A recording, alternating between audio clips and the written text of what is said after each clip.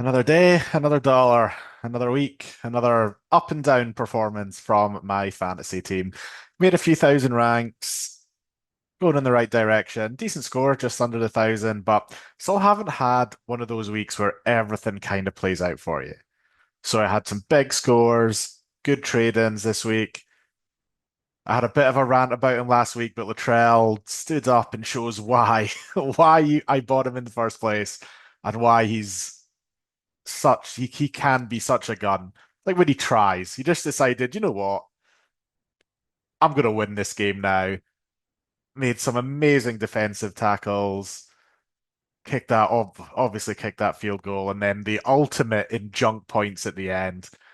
It's like my most annoying thing about fantasy, and I'm sure this is the same for a lot of people, is the whole, somebody that you've not got running around at the end of the game. The game's over. Nobody's really going all out anymore, but they'll push off for a couple of loose, lax tackle breaks. They'll throw a dodgy offload to nobody, and they'll just rack up these points that mean absolutely nothing in the grand scheme of things. And then Latrell just had the ultimate version of, oh, the game's over. I'm just going to lie down. No, wait, I'm going to pop up, put the ball on the line, get a full line break, try, kick the goal afterwards, tackle break or two in there as well, I think. So unbelievable.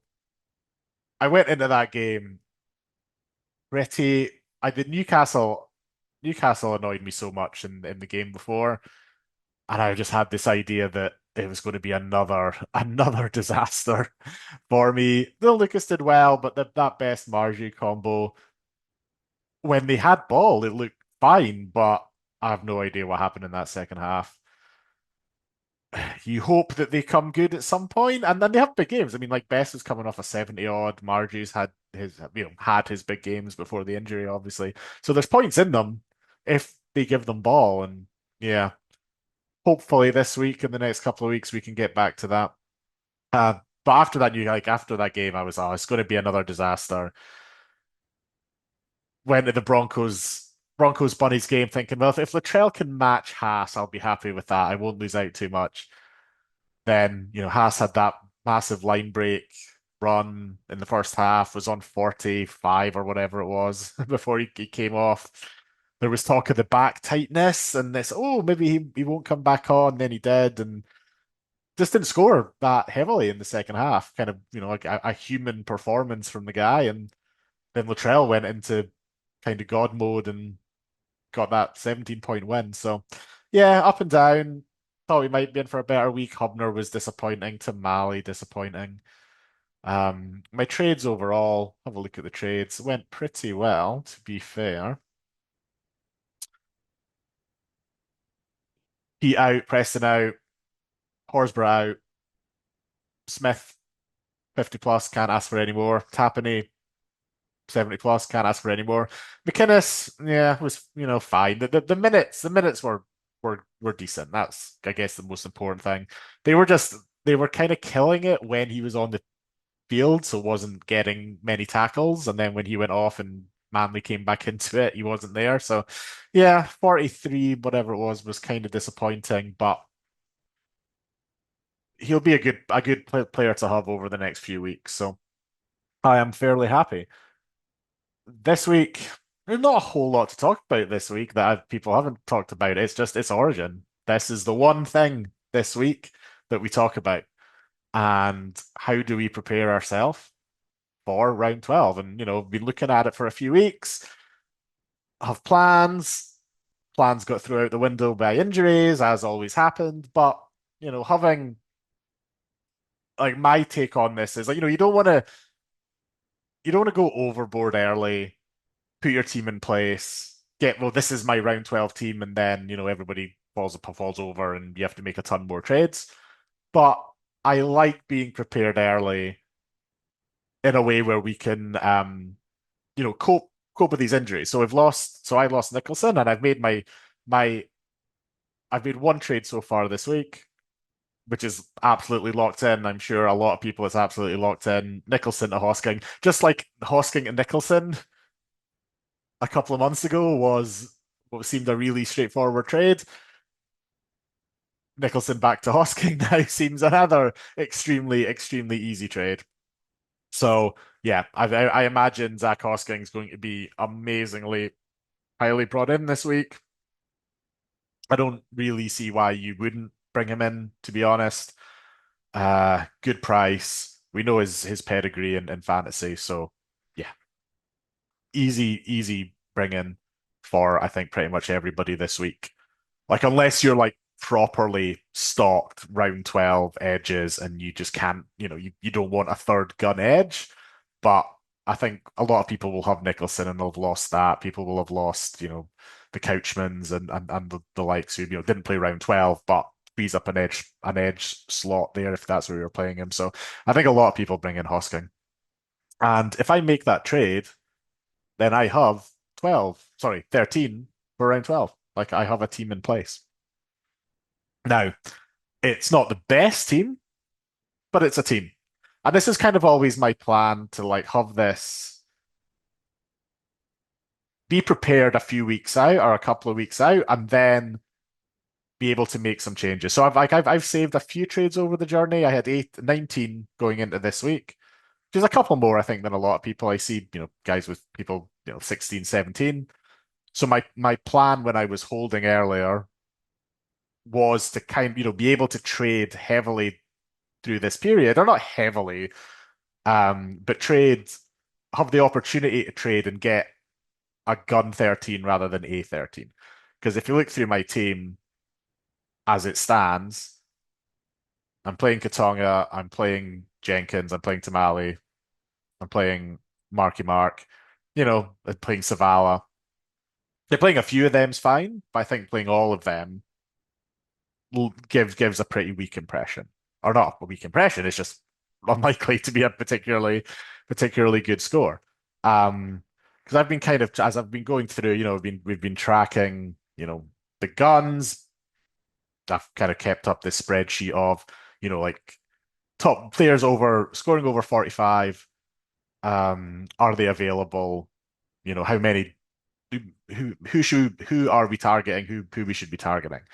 And so if I go through the list now and kind of look at, okay, so these are the top guys in each position. Who do I have? Where's my weak spots and who should I target?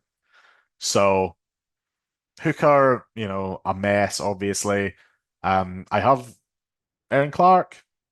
He's not on the list, but I have Riley Smith. So as it stands, Smith will be the starting hooker for me, and then Clark goes into the mids. And then we look at the mids, and you know, by average, here I have the top two scoring available mids in Tapine and McInnes. So that's pretty strong. Like I'm happy with that. And then we have the other options, obviously, like Max King, Horsburgh if he doesn't make Origin and you held on, AFB, White, if you've held on to him, and then the guys that probably play Origin, Watson, maybe like the Barnetts and Colin Matangis of the world who might be on the fringes, although Colo doesn't play anyway. Um, Jacob Saifiti, again, not on the list because of his average, but average over the last couple of weeks would be on that list. Talk of him making Origin, which seems a bit out of left field to me, but he's been there before. So maybe he does make it, and I think anybody. My general plan is that anybody who has a question of playing Origin, I'm not getting this week. I'm not targeting this week. Um, if you got say Saifidi last week, I think was a really good bring in. He still has that. He's still good value. If he doesn't play Origin, he still covers round 12 and 15. But I just won't take the risk at this point of getting somebody in expecting them to be available and then them not. It's just too much of a risk for me. So um I'm gonna pass. Edge. Edge, this is like one where you look at it and it's kind of surprisingly weak in terms well, maybe weak's not the right word, but in terms of people available for round 12, how many are there? So, Hudson Young probably plays Origin. Lucas, obviously very highly owned. Preston's gone. Couchman's out, didn't play anyway. Nicholson's gone. Farmer's on a bye, might play Origin. Dylan Egan's not available, can't. Was gone, back on the bench. Still somebody you don't really want. KPP is a good option. And then you're into, like Kickow, historically not a great fantasy performer, but he's been doing it this year. And then back into the Wongs and Whites and Barnetts and these guys as well. So, you kind of look at this and be like, if you did need an edge, I mean, this is why like Hosking's such a great pickup as well. Like, I mean, if you how many of these edges are we targeting in terms of gun keepers that will be available? There just doesn't seem to be that many. If Hopgood ever got the minutes, he'd be, great value. But you can't really pick him up at this stage. Nickera could be an option if you think he'll bounce back a bit. He's underpriced. So, there's a couple of options, but in terms of, when you look at the mids and stuff, it's like, okay, they're guns, they're keepers, let's get them. Edges, kind of not so much, but um yeah. For me, Lucas and Hosking. I think is another option, the weird option where normally these guys, the center coverage is like, wow, this is great. I can play, he's an amazing center. But in this case, he's still like the best edge as well. So he might actually be playing these guys in our edges and because there's more center options, which is really weird, but could be how it plays out. Halves, I have Nico and Savala. So Savala doesn't make the list. Lots of options. Well, a few options here at least. Cleary, obviously. Questions of whether or not you want to sell him. I'll be almost certainly holding through, I think. We'll see how things go. That's kind of my plan at the moment. You've got Sharp, Katoa, Fogarty. I mean, if you wanted to get back on Metcalf, so there's options here in the halves. Um, I went Hines a few weeks ago, kind of hoping for upside that we haven't really seen. He's kind of a frustrating watch. That he looks kind of good and getting the try assists, and it's like, oh, the attack's clicking, but just scores aren't coming along with it. And when he has a game, which he will, where he doesn't get those try assists, we're looking at a 30 at that point, which is kind of worrying. He hasn't had it yet. He's been getting the 50s. The attacking stats have been there, and there is again, there'll be a game where he might get 30s. There's also going to be games where he'll score a try or two himself and he'll get an 80 plus. So hopefully those come soon, but I would kind of be targeting the, you know, Katoa. There was lot of questions a few weeks ago, Fogarty or Hines. I think ultimately Katoa was probably the option that less people jumped on, but yeah, I think he's a good option, but I mean Savala, if you have Savala and one of these, I think that's, fine for for this week at least. Savala's been going well. Unless he looks pretty bad this week, unless something changes, I think you'd be okay with Savala and one of these guys. Centers, yeah, plenty of options. So Lucas again, the top one. So I've marked him down. I've got him in the edges. Bradman Best. Hopefully the Knights can put it together. He has that big upside in him. And then there's, the other options. Garrick, who's kind of been along with Best and being very up and down. He obviously had that massive score, but kind of got taken to school a little bit last week, missed a lot of tackles, made a few errors. They're very, very similar in average, Garrick and Best of a little bit of value from where they started the year. This is maybe what we could have expected out of the guys. They were both priced at 43 to start the year, kind of hoping for maybe a 50 average for the season, and they're doing it just in a very frustrating way of being up and down. And then you've got, some big option, big money options in Herbie, Ero, and Karaz. Again, Karaz to me is on that list of, I'm not going to jump on this week with that risk of Origin. Now, maybe it's the risk is lowered with Lomax being back, but until we kind of see that play out again, for the sake of one more week, I wouldn't be jumping on him. If he's 100% not named, then he'll be a very, very big target for round 12. And yeah, wing fullbacks is where my team specifically looks pretty weak. So I have none of the top wing fullbacks in terms of people who'll play. So, I've got Latrell, but yeah, he's not there. So Kiraz, again, not jumping on. Tedesco, not jumping on. Um, Fletcher Sharp could well be a trade in this week for Marju. In fact, that's probably at the moment probably what I'm doing. Marju at Sharp. I'm pretty sure I've got the money to do that. Yeah, it's only 100k, right? I've got plenty of cash. Everybody is cashed up. 297. Easy. So that's probably what I'm going to do. The other option is so this, and then who else is here? Yeah, probably you could for round 12 anyway. Karaz Tedesco, Turbo. I talked about Turbo last week. He's going to be so cheap. If he comes out this week and looks even remotely fit, he just doesn't look right. Like it doesn't. Yeah, was a bit worrying. I was really high on him, kind of going into the game last week. After watching him, I have not as high on him. But again, with that price, he'll be well under 500k. Like he's cheaper than the likes of Tamale and these guys. You can cash down from Tamale to Turbo round 12 if you want. And if he's not picked for Origin, then yeah, he'll be a big target. So I've got those three, like Karaz, Tedesco, and Turbo as big targets, but not yet. Just have to wait and see. Um, so if we look at my team, so again, this week I have Marju to pretty much anybody.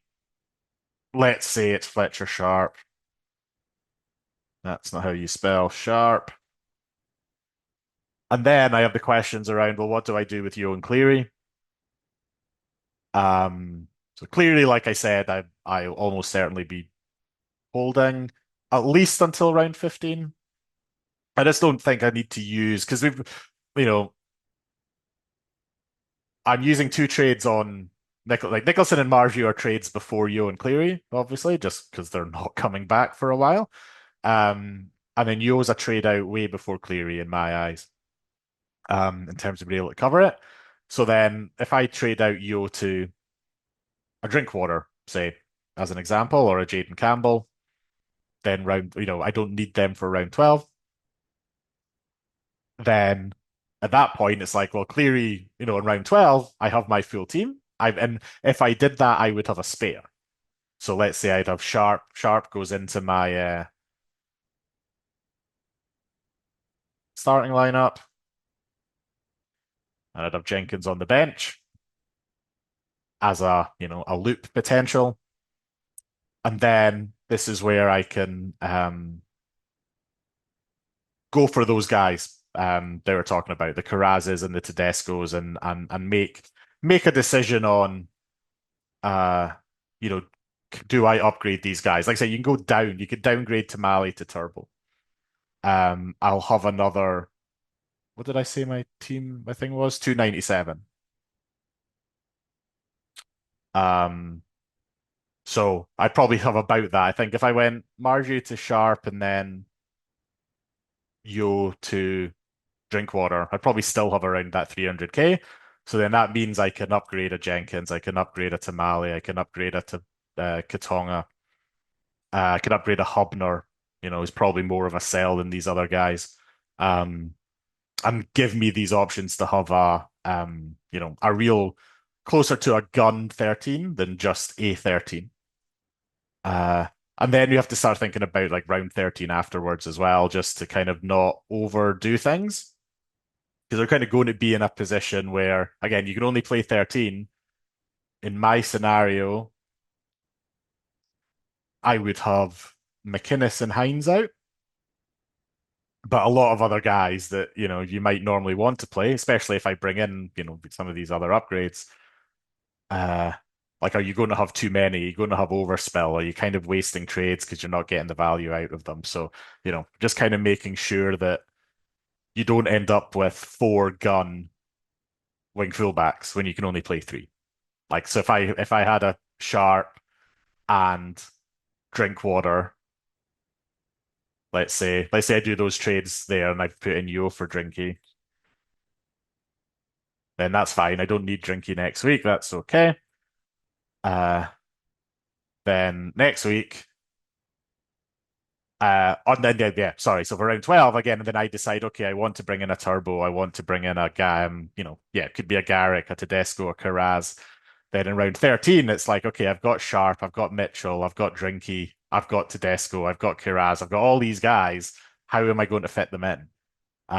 So it's just, making sure that we're not going overboard and we're planning through and we're looking at these, how it works for 13 and then how it works into 15 and beyond. We've started to look at that a little bit. And that's where, we're targeting these guys like a Drinky. We know he has an amazing buy schedule afterwards. Turbo, Garrick, Tedesco, Kiraz, if they don't play Origin or cover all buy rounds. Like these are the guys we really, really want to be getting in.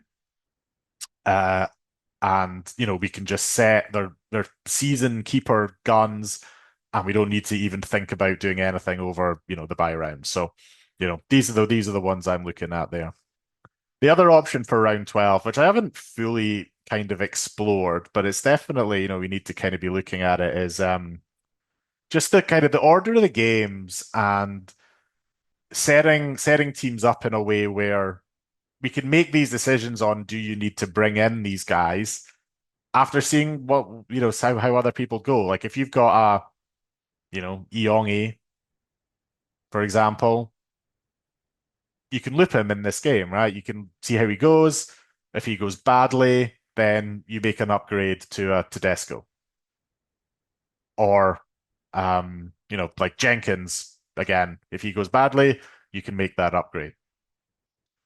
We don't need to necessarily lock them in. And it doesn't work too well for me, unfortunately, just with the guys that kind of target. Like Karaz would be a big one, and they play first. Tamale would be somebody I'd want to loot, but they play last. So, I haven't fully kind of explored this, but there's definitely ways to set up the teams, to set up your team in a way where it's you're not saying you're not locking in these upgrades that might not actually be upgrades. Because that's the thing, you can spend a trade, you can spend a lot of money upgrade, you could upgrade a Tamale to a Tedesco, but they could both give you a 50. And those are the kind of frustrating ones where it's still going to, it still probably work out for the long run, but being able to time the trade. If a Tamale got a 60 and Teddy got a 45, that's kind of annoying when you could have, done that trade later on. Um, so yeah, this is the fun part of the year. Like I have kind of been waiting for this in a way. Um, especially just through how badly I've been doing when I've been struggling, and the little voice being, well, maybe I'll make up some ranks over Origin with the whole only playing 13 on the minor buy rounds. It probably makes it harder to make bulk ranks than it would have been beforehand. If you were playing 17 in round 13 where other people were only getting 14 or 15 on the park, that's such a great example. A great example of being able to fire through the ranks. But I think there's still opportunities to make sure that if you've got a really strong 13, um, you know, in in these weeks where other people don't, then it's still, the chances are still there. Uh I think the only other thing I just wanted to I'll say, again, don't hopefully this will be one of my shorter videos because there's not a whole lot going on other than the same thing everyone else is talking about. We know who the guys we want to target are. We know what we need to be concentrating on. My just kind of advice for this week would be if you aren't lined up. So I'm in a position where I make one trade, I have 13. Now you don't need to be in that position, but as far as I know, and there has been some confusion on this, the normally for the first major buy round is when we get four trades, so round 13, as it was last year. This year, with it being round 12, according to the rules, if you look at the rules, NRL Fantasy rules, we still only have three trades. Now, people have questioned that because the rules are garbage, depending on where you look at and then and what you read. Because certain pages will have the correct dates in terms of saying that 12, round 12 is the major buy round, 13 minor buy round, etc. And other pages will say that, oh no, it's 13 and 14 that you only have to play 13 players. So there has been question marks over whether that's updated. I'm pretty sure on the NRL, the official NRL Fantasy podcast, not as good as, Jamie's podcasts, obviously, but the official one, they talked about this a few weeks ago and talked about only having three trades. So just make sure that you're in a position where you have enough of a team this week that you can ride some chaos next week. Because like we lost two guys in Nicholson and Margie, very popularly owned round 12 guys. You lost a popular guy in Couchman who didn't play round 12, but easily could have been, a Tapane or something like that. So if you're in a position where you're in this, this week you have 11 guys and you're like, that's fine, I'll just hold my trades. I want to target a Tedesco, a Carraz, a Turbo. So I'll just have my 11 this week and then I'll spend two trades next week and I'll have 13. If you do that and you get two injuries, like we had this week, then you've got nine guys and you can only bring in three. So you're playing short. So you don't need to over plan and get guys in that you don't necessarily want just to have like say 12 or 13 round 12 guys. But it is something to consider and it might mean holding like a Jenkins for some insurance, holding the Katongas of the world, these guys that Tamales, the guys that you definitely can look to upgrade, I think, but are easy holds as well. And yeah, just kind of hold that one more week, um, just in case things go a bit wild and or we start getting like if McInnes makes Origin for some reason, like some of these kind of picks that we're not expecting some off the wall picks happen and it kind of ruins that plan. It's good to have some flexibility and good to have some kind of options there. So that's probably the last thing I'll say on that. Um, yeah, I think that is a fairly quick one for me. Um, any questions, any feedback as usual, let me know and yeah, we'll get we'll get stuck into this week and then Origin away. Thanks, guys. Cheers.